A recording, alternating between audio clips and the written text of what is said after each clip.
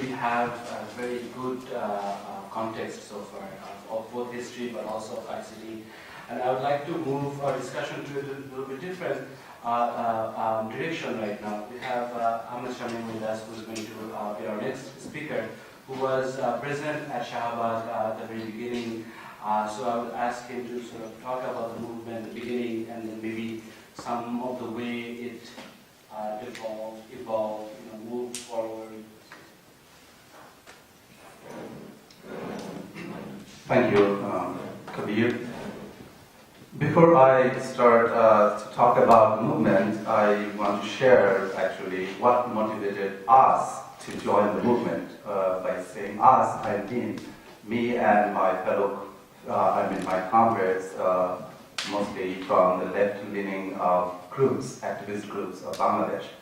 So I will also talk about a bit of history because we have many histories in Bangladesh. So everyone has their own history. So, but we of course have a common political history of Bangladesh, which different block of people interprets in a different way.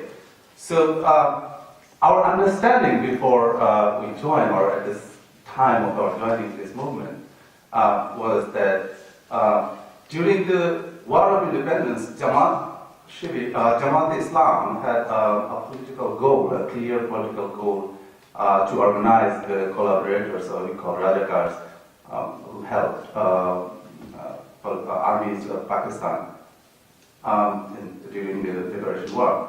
So that goal actually was cleared out by party leader Ghulam Azam to the Pakistanis that after this, they call it turmoil, Gandogol in Bangla.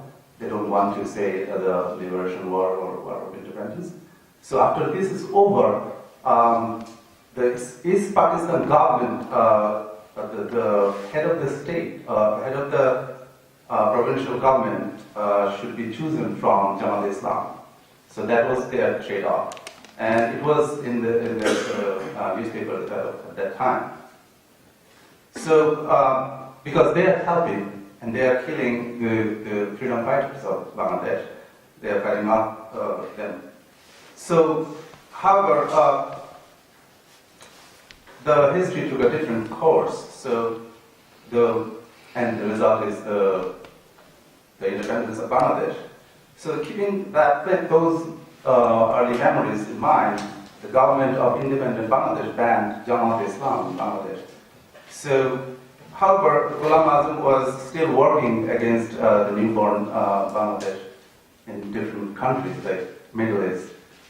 So, in the consequence, all of this, people of independent Bangladesh had and have a very adverse feelings towards Jamaat. In a different stream, a good number of communists who joined the Liberation War, if not all, but most of them, were fighting a class war. So they were actually pushing the National Liberation War towards the revolution.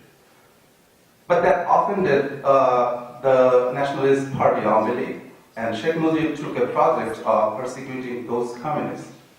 In the process, he promoted a campaign that communists are anti-nationalist, hence enemy of the nation.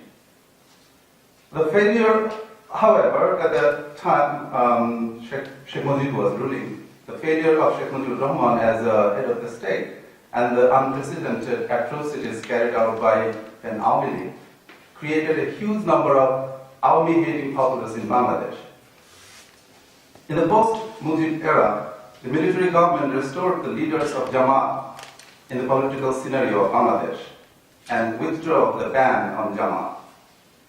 First, they did it to tackle the uprising of the communists, and then they continued doing it to weaken the possibility of Awami League to come to the power.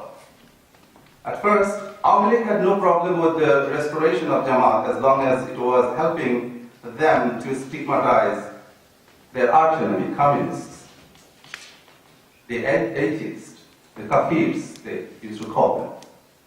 So, we don't see any significant step taken by the Hasina government of 1996 to 2001 to bring the working laws to justice. But when BNP, Bangladesh Nationalist Party, made a coalition with Jamaat and defeated Awami League in the national election of 2001, Awami League changed their strategy towards the issue. In its second term, Hasina's government started the tribunal to bring the working laws to justice. The people were keeping an eye on the tribunal. They were already unhappy with the present government's Hasina's government, for numerous reasons. They assumed that Awami League might come to an agreement with the Jamaat to break the bond between Jamaat and BNP. And people of Bangladesh had experienced that in the past, during the military government of Ershad. So we, who actually, I said earlier, us means a group of activists who were left-leaning, we viewed this movement as a melting pot for different politics relevant for Bangladesh, namely the politics of sentiment, politics of demand, and politics of the act. People joined the movement because their nationalist sentiment with a demand for better justice, assuming that Abdul Qadir's life imprisonment was a result of a deal between Awami League and Jamaat. Our understanding was Awami League will go till the end to decimate BNP by having an agreement with Jamaat at any cost, and at the cost of a fair trial. So for the leftists, it was thus a politics of the act. So it opened the ground for them, the leftists, where they could unearth the true nature of the ruling class, the clique among those parties.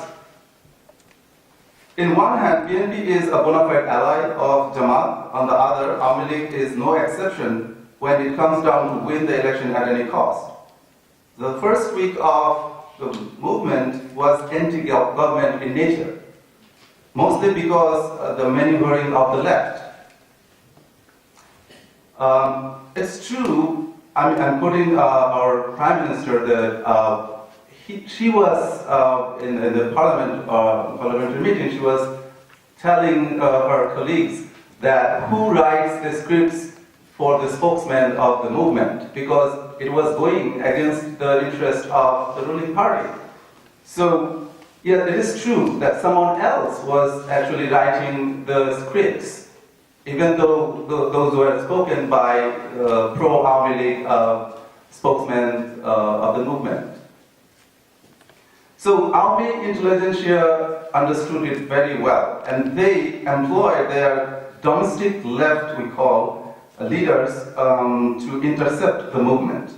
Thus, the movement went up to a different level, where different groups of people with different interests were just compromising for so-called, we call, common goal, which is banning of Jamaat. For the left, leftist parties, if not all, most of them, were, like, the goal was very clear. Their speculations are, first, Awami League have no choice but interfere with the trial to get a political lead over BNP.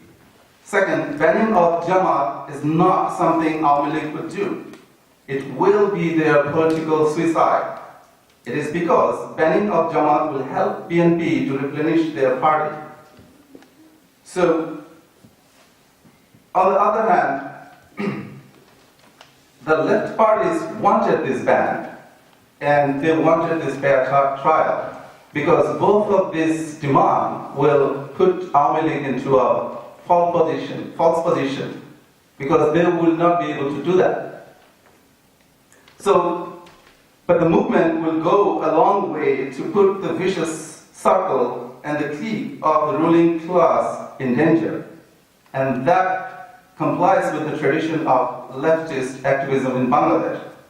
So But as we all know, that it's not an easy job. We can just try, and what we were doing in Shahbag is that we are trying to unearth this vicious circle of the ruling class, because they all, like Awami and BNP, are no different from each other when it comes to the use of religion in the politics of Bangladesh. So leftist parties of Bangladesh are trying to push this movement towards something to just say, make a statement that actually this is a sham. This tribunal and this deal, all these things should come up to the people. And still the people in Shahbag, they are trying to do that.